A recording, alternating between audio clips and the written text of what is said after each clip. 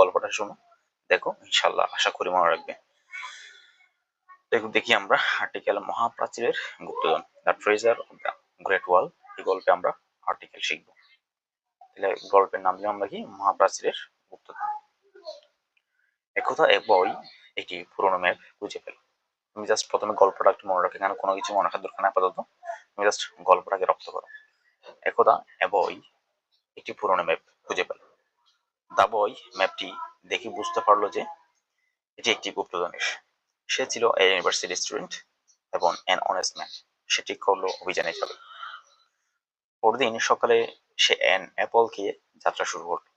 যাত্রাপথে সে দেখলো the sun অনেক খরা মেজাজ আছে, অর্থাৎ খুব গরম দিচ্ছে। তাকে পার হতে হলো দ্য পদ্মা নদী এবং পাড়ি দিতে হলো দ্য সাহারা মরুভূমি।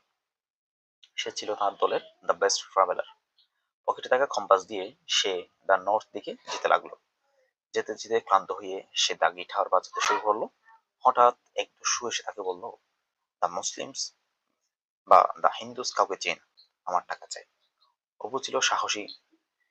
সে দস্যুকে দ্য কোরআন থেকে একটি উপদেশ শোনালো। দস্যু শান্ত হলো এবং বলল, তুমি দ্য ফার্স্ট ব্যক্তি যে আমায় ভয় পাও। মরুভূমির মাঝখানে সে একটি বিশাল ভবন দেখল, যা দেখতে অনেকটা দ্য তাজমহলের মতো। ভবনের গেটে লেখা ছিল, honest is the best policy. সেখানে প্রবেশ করতেই কোনো বাস বা ট্রেন লাগে না। ভেতরে অপু ঢুকে দেখলো সেখানে ইংলিশ বা অ্যারাবিক ভাষায় কিছু মন্ত্র লেখা। সে তখন ডিনার শেষ করে গুপ্তধন খুঁজতে লাগলো।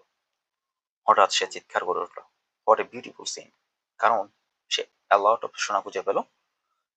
সে ঠিক সে ঠিক করলো টুয়াইস এ উইক সে গরিবদের দান করবে।